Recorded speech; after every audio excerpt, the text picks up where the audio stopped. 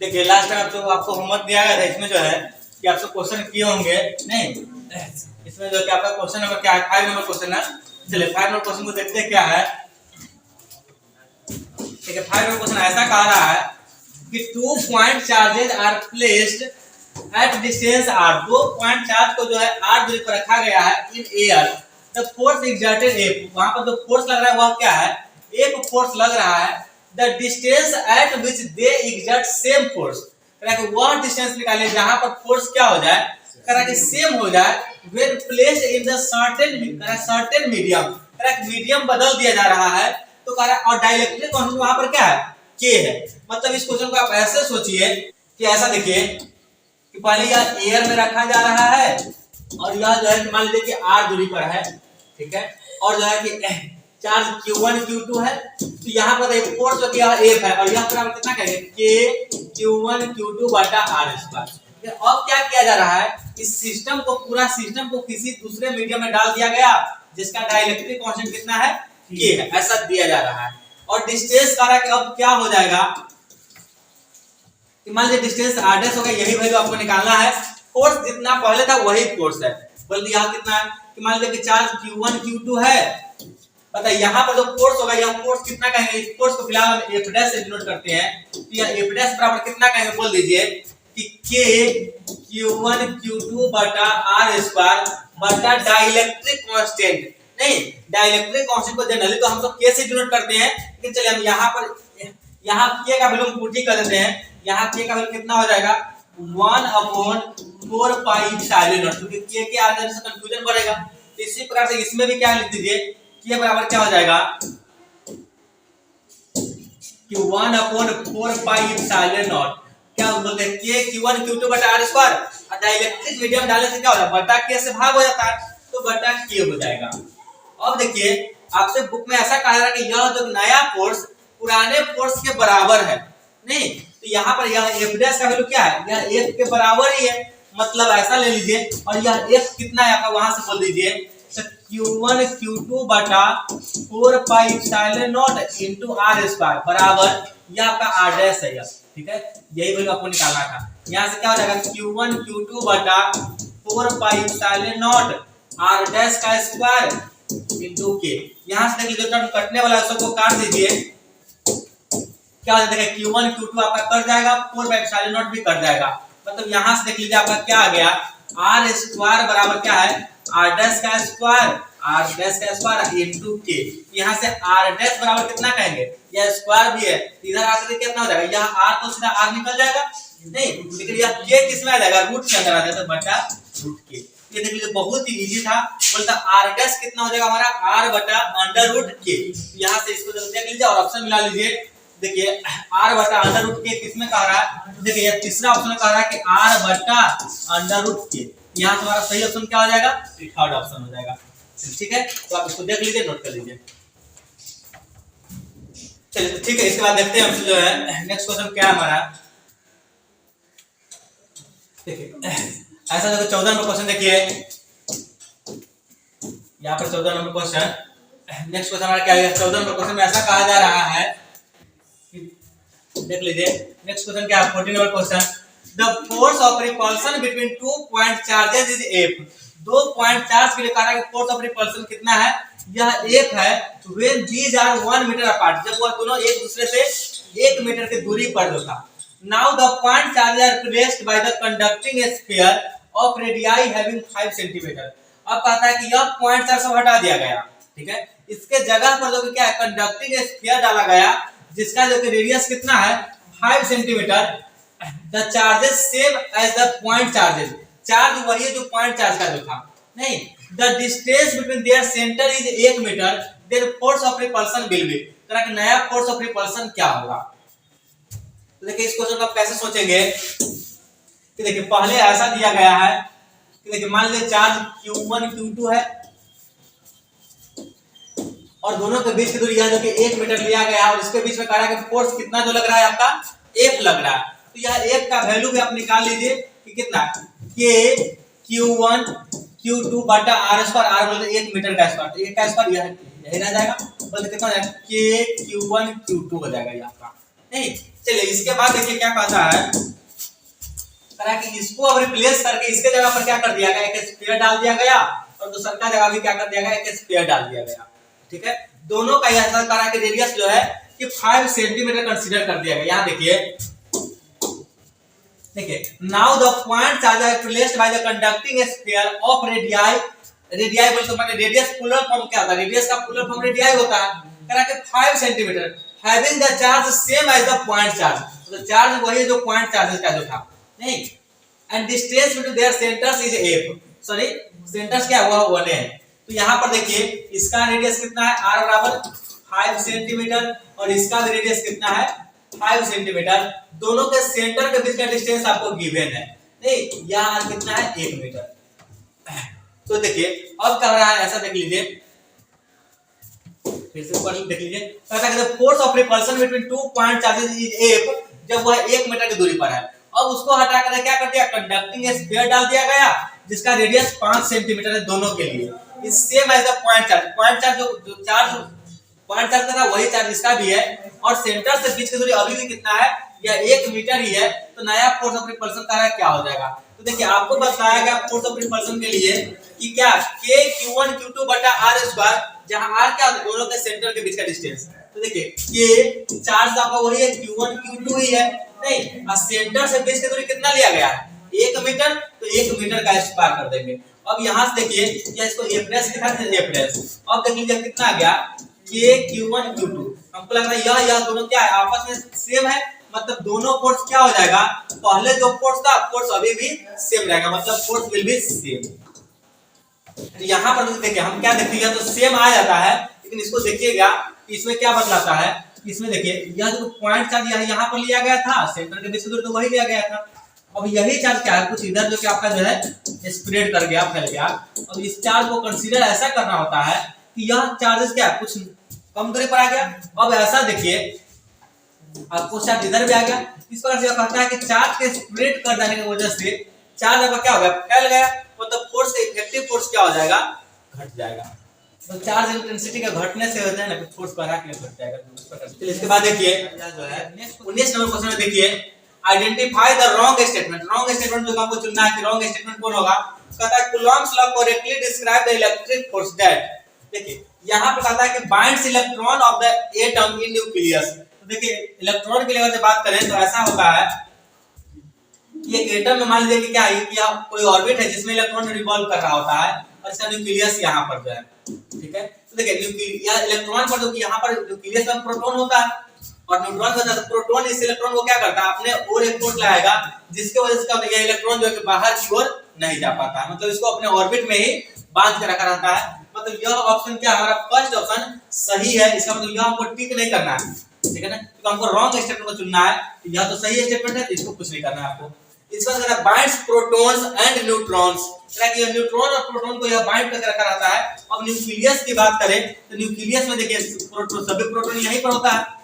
अब देखिए कूलॉम यहाँ पर तो क्या है कि दोनों प्रोटॉन देखिए यह कूलॉम्स के लॉ के अनुसार फोर्स रिपल्सिव होता है, तो यहाँ पर क्या होगा फोर्स इस पर इस होना और इस पर इस प्रकार से। इस प्रकार से क्या होगा एटम को जो पॉइंट टूट जाना, सॉरी न्यूक्लियस को टूट जाना चाहिए, ब्रेक हो जाना चाहिए यहाँ से, नहीं, या इस दोनों न्यूट्रॉन के लिए ब्रेक हो जाना चाहिए, लेकिन ऐसा नहीं होता है। मतलब यह देखो कूलॉम लॉ को यहाँ पर फॉलो नहीं करता है। तो इसका इसमें देखिए अब यह देखिए कूलॉम लॉ को फॉलो नहीं किया तो यह ऑप्शन तो हम टिक कर देंगे कि आप रॉन्ग स्टेटमेंट में यही ऑप्शन जो आपका सब सही टिक हो जाएगा। अब देखिए सोचने की बात यह है कि जब यहाँ पर कूलॉम लॉ नहीं लगता है तो लगता क्या है, तो आपको याद मालूम होना चाहिए कि न्यूक्लियस के जब ऑर्डर का आता है तो उसमें क्या होता है 10 के पावर -14 मीटर के सेंस में दूरी आ जाता है, तो न्यूक्लियस का देखिए आप रेडियस यही होता है। और जब इससे कम मीटर का दूरी होता है तो आपको बतलाया है कि वहां पर जो है कोलंबियन फोर्स नहीं लगता है, वहां पर क्या लगता है न्यूक्लियर फोर्स लगने लगता है। क्या लगता है न्यूक्लियर फोर्स। यहाँ पर तो कोलंबियन फोर्स ही नहीं है, इसीलिए यहाँ पर ऑप्शन टिक करना था आपको, या बी ऑप्शन टिक करना था। यह कूलॉम्स के लॉ का डिस्क्रिप्शन इसमें नहीं है, ठीक है। चलिए इसके नेक्स्ट देखिए 18 में क्वेश्चन क्या कहता है कि two small spheres each having charge +2, दोनों के पास क्या है +q चार्ज है, are suspended by insulating thread. Insulating thread से उसको सस्पेंड कर दिया गया है ऑफ लेंथ l, दोनों थ्रेड का लेंथ कितना है l है, फ्रॉम हुक, हुक से मतलब हुक से ऐसा लटका दिया गया था दोनों का पास में ही एकदम से। ऐसा करा कि this arrangement is taken to a space, इसको स्पेस में लिया गया है कि जहां पर कोई भी ग्रेविटेशनल फोर्स नहीं लग रहा है। This effect the angle between the two thread, इस दोनों के बीच का एंगल कितना हो जाएगा यह निकालना है, एंड टेंशन निकालना है कि टेंशन क्या होगा। चलिए हम इसको देखते हैं। ऐसा देखिए कि किसी हुक से ऐसा लटका दिया गया, यहाँ पर हुक है, यहाँ पर जो कि थ्रेड से जो कि इसको लटका दिया गया है, इस पर चार्ज प्लस क्यू और इस पर प्लस क्यू, दोनों पास में ऐसे रखा गया है। अब सोचिए कि दोनों पर जब सेम चार्ज है तो क्या होगा, इस पर रिपल्सन फोर्स होगा, मतलब यह इस पर क्या होगा ग्रेविटेशनल इलेक्ट्रिक फोर्स होगा, वह इससे होगा नहीं, और इस पर इलेक्ट्रोस्टैटिक फोर्स होगा, वह इससे होगा, और ग्रेविटेशनल फोर्स तो कुछ लग नहीं रहा। अब बतलाइए कि सिर्फ देखिए कोई ऑब्जेक्ट पर ऐसे ऐसे फोर्स लग रहा है, इस पर इधर, इस पर इधर, तो क्या होगा, ये एकदम दूर फैलना चाहेगा, मतलब यह क्या हो जाएगा, यहाँ से जो है यह फैलते फैलते यह यहाँ पर आ जाएगा। नहीं, यह आपका प्लस क्यू चार्ज और यह भी आपका प्लस क्यू चार्ज। हम नाम देते हैं, इसका नाम ए है, इसका नाम बी है, तो यह आपका बी वाला पॉइंट हो गया और यह आपका ए वाला पॉइंट है। नहीं, और हुक का पॉइंट होगा वो क्या इसके बीच में है। और देखिए यह दिया हुआ, यह लेंथ आपका कितना है, यह भी एल है और यह भी एल है। नहीं, जब यह मैक्सिमम सिचुएशन, जब मैक्सिमम टाइम हो जाएगा तो उसके बाद कैसा हो जाएगा, यह फोर्स ऑफ रिपल्सन के कारण यह इस प्रकार से आ जाएगा। तो बतलाइए कि यह थ्रेड के बीच में यह एंगल कितना हो जाएगा, थीटा, यह थीटा कितना हो जाएगा 180 डिग्री। यह ऑप्शन में देखिए कि यह कर रहा है 90 डिग्री, यह ऑप्शन आपको पहले कर दीजिए, यह इसमें नहीं करना है। इस तीनों में ऐसा कर रहा है। अब कह रहा है कि यह टेंशन कितना होगा। दूसरा बात क्वेश्चन इसमें देखिए, दूसरा पॉइंट क्या कहता है कि यह एंगल तो आप निकाल लिए कि एंगल कितना हो गया आपका 180। देखिए 180 तीनों में कहा जा रहा है, इसमें एक नहीं। इसके बाद कहता है the tension in each will be, दोनों में कह रहा है कि टेंशन कितना होगा।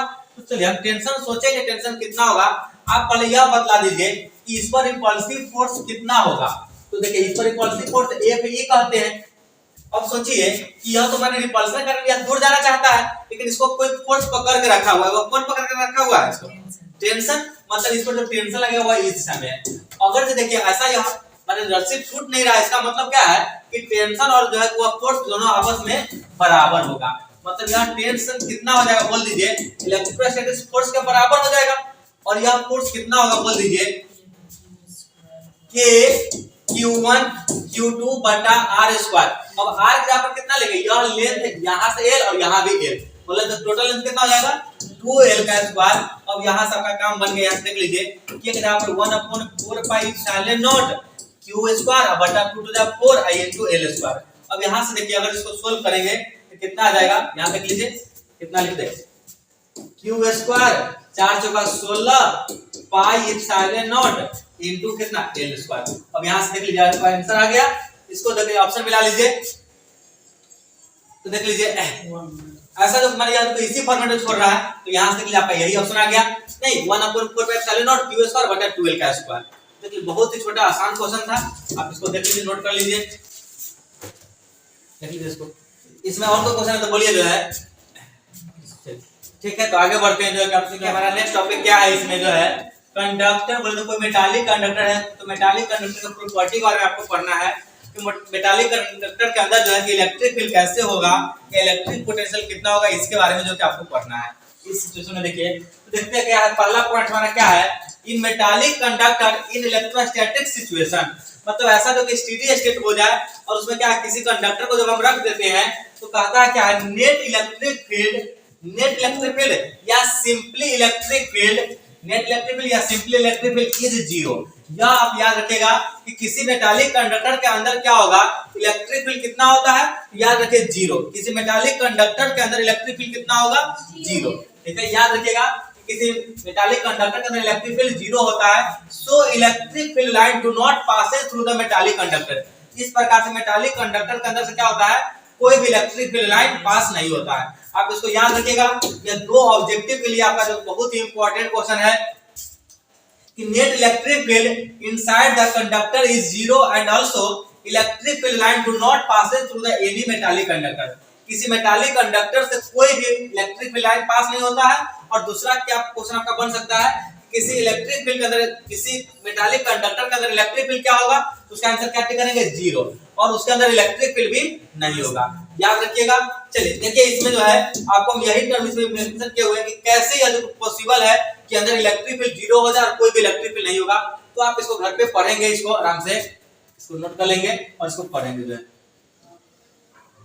ठीक है। इसका देखिए दूसरा का पॉइंट देखिए, यह भी बहुत ही इंपॉर्टेंट है, ठीक है। एग्जाम में यह क्वेश्चन बहुत बार जो आया हुआ है 2 नंबर पॉइंट से। Since inside the metallic volume, बोले तो मेटालिक वॉल्यूम मतलब इनसाइड द मेटालिक स्फीयर, कि किसी मेटालिक स्फीयर कोई जो मेटालिक कंडक्टर है उसके अंदर इलेक्ट्रिक फील्ड क्या होता है, जीरो। तो हम जानते हैं कि मेटालिक कंडक्टर के अंदर इलेक्ट्रिक फील्ड जीरो, इसीलिए याद रखिएगा उसके अंदर सभी जगह इलेक्ट्रिक पोटेंशियल क्या होगा, इज सेम एवरीवेयर। क्योंकि इलेक्ट्रिक फील्ड जीरो हो गया तो उसके अंदर देखिए ना, क्योंकि आपको फार्मूला बताया dv बराबर माइनस के ई डॉट डी आर, नहीं, और जब इलेक्ट्रिक फील्ड ही जीरो हो जाए तो बोलते जीरो इंटू डी आर, बोलते dv बराबर कितना, जीरो। इसका मतलब चेंज इन पोटेंशियल जीरो है, इसका मतलब सभी जगह पोटेंशियल क्या है आपका, सेम है। तो यह चीज याद रखना है कि चूंकि आपका जो है कंडक्टर के अंदर इलेक्ट्रिक फील्ड कितना होता है, जीरो, इसीलिए कंडक्टर के अंदर इलेक्ट्रिक फील्ड जीरो है, इसीलिए सभी जगह पोटेंशियल क्या होगा, सेम होगा, ठीक है। यह ध्यान रखिएगा। ऑल्सो दूसरा पॉइंट यहां पर देखिए, दूसरा पॉइंट चालू होता है, also metallic surface is equipotential surface, और वह सरफेस कैसा होगा, तो इक्विपोटेंशियल सरफेस होता है। और साथ में यह भी याद रखिए, तीसरा पॉइंट इसका यहां से चालू होता है, electric field lines are perpendicular to the metallic surface. Electric field line क्या होता है, मेटालिक सरफेस के परपेंडिकुलर होता है, तो यह आप याद रखिएगा। इसका मतलब देखिए कि यह कोई कंडक्टर है कि किसी में इलेक्ट्रिक फील्ड के अंदर रखेंगे तो बताइए यहाँ पर इलेक्ट्रिक फील्ड लाइन कैसे हो जाएगा, यह सरफेस के परपेंडिकुलर हो जाएगा, परपेंडिकुलर दिखाया गया है, मतलब यह 90 डिग्री, बोले तो सब का सब कहां है, सेंटर की ओर आना चाह रहा है, ठीक है। लेकिन अंदर में इलेक्ट्रिक फील्ड लाइन नहीं होता, इसीलिए नहीं दिखाया गया। ये जो बोले कि अंदर में इलेक्ट्रिक फील्ड क्या होगा, जीरो, और सरफेस के परपेंडिकुलर होगा। ऐसा देख लीजिए दूसरा का सिचुएशन है कि कोई चार्ज को यहाँ पर ही रखेंगे, कोई चार्ज को देखिए यहाँ पर रखा गया है, तो इलेक्ट्रिक फील्ड तो बाहर की ओर होगा, तो यह होगा, लेकिन क्या होगा, जैसे कंडक्टर यहाँ पर आ गया तो इसके अंदर डिसअपीयर हो जाएगा, गायब हो जाएगा, क्योंकि इसके अंदर इलेक्ट्रिक फील्ड नहीं होता है। लेकिन फिर से जैसे बाहर निकलेंगे तो फिर से इलेक्ट्रिक फील्ड आपका चालू हो जाएगा, ठीक है। तो यह याद रखिएगा, बहुत ही इंपॉर्टेंट है, दोनों पॉइंट्स जो आपका आईआईटी के एग्जाम में अभी तक आ चुका है, ठीक है। तो ध्यान रखेंगे। इसके आगे आगे बढ़ते देखिए, ऐसा है क्वेश्चन जो कि 3 नंबर पॉइंट जो है यह भी बहुत ही इंपॉर्टेंट है कि बाहर देखिए कोई भी अगर मान लीजिए बाहर से कोई चार्ज देते हैं, किसी सरफेस के बाहर से चार्ज देते हैं, तो वह चार्ज क्या होता है, कंडक्टर के ऊपर यूनिफॉर्मली डिस्ट्रीब्यूटेड हो जाता है। कंडक्टर के ऊपर क्या होता है, यूनिफॉर्मली डिस्ट्रीब्यूटेड रहता है। यही चीज कहा है इसमें देखिए, any excess charge on a solid metal, नहीं, किसी मेटल कंडक्टर के अंदर क्या करते हैं, बाहर से कोई एक्सेस चार्ज देते हैं, कोई बाहरी चार्ज देते हैं, देन रिसाइड्स इट्स सरफेस, तो वह कहां पर रुकता है, उसके सरफेस पे। जैसे देखिए बाहर से कोई भी चार्ज देंगे तो देखिए इसके सरफेस पर ही रुकेगा, ऐसा नहीं कि अंदर चला जाएगा चार्ज, जो भी चार्ज देंगे इसके सरफेस पर आकर के यह रुक जाएगा, ठीक है। इसके अंदर चार्ज नहीं जाता है, मतलब बाहर से कोई चार्ज उसको गिवन करेंगे देंगे तो क्या होगा, सभी चार्ज इसके सरफेस पर ही आके रुकेगा।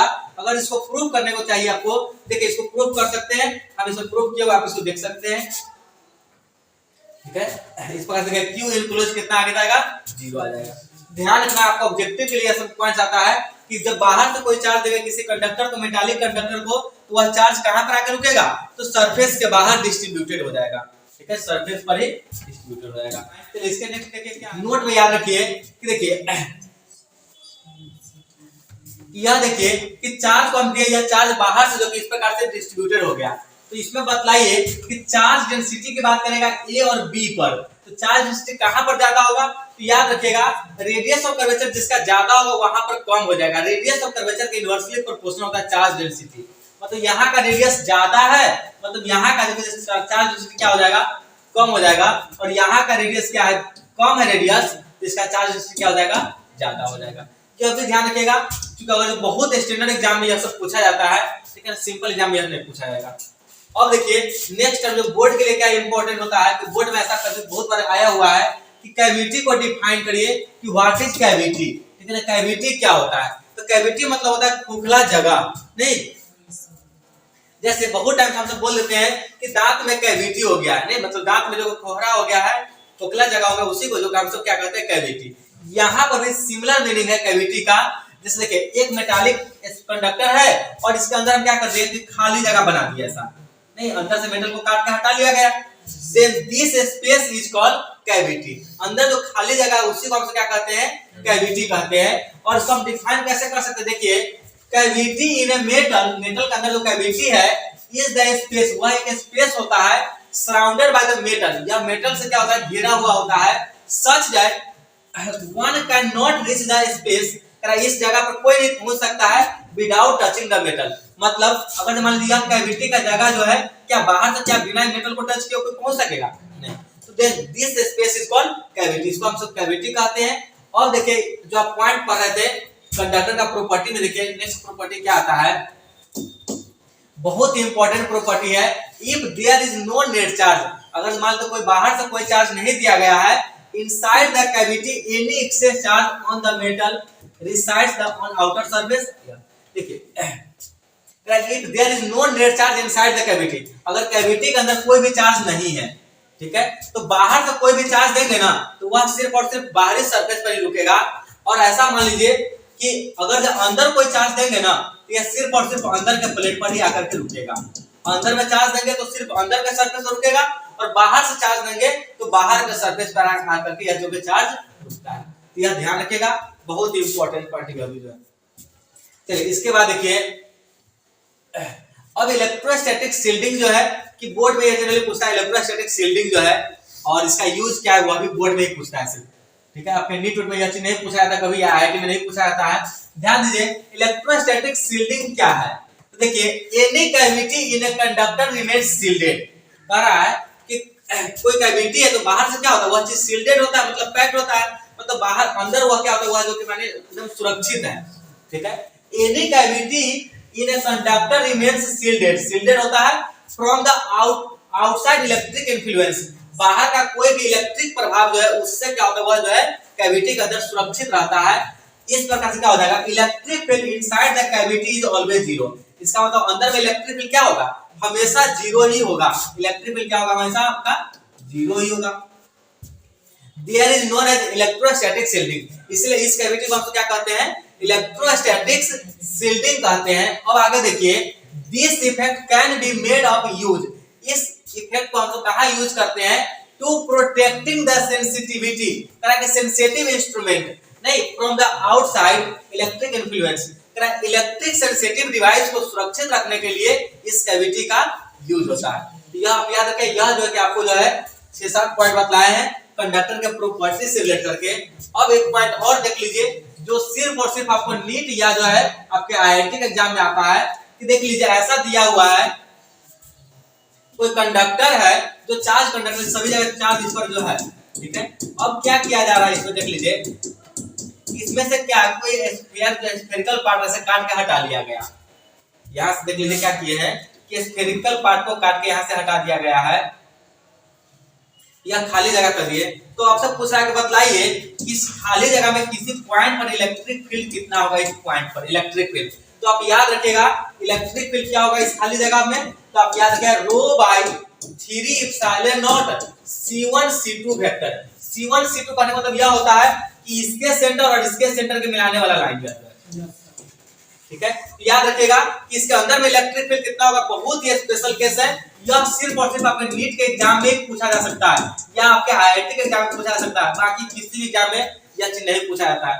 कोई बहुत स्टैंडर्ड लेवल का एग्जाम है तभी यह पूछा जा सकता है कि देखिए जब किसी मैंने ऐसा कोई कंडक्टर है इसमें से क्या कोई कैविटी बना दिए तो इसके अंदर इलेक्ट्रिक फील्ड कितना होगा, तो याद रखिए रो, यह रो क्या है, वॉल्यूमेट्रिक चार्ज डेंसिटी है, मतलब रो बोलते हैं रो बराबर क्या आता है यहाँ से चार्ज बटा वॉल्यूम, ठीक है।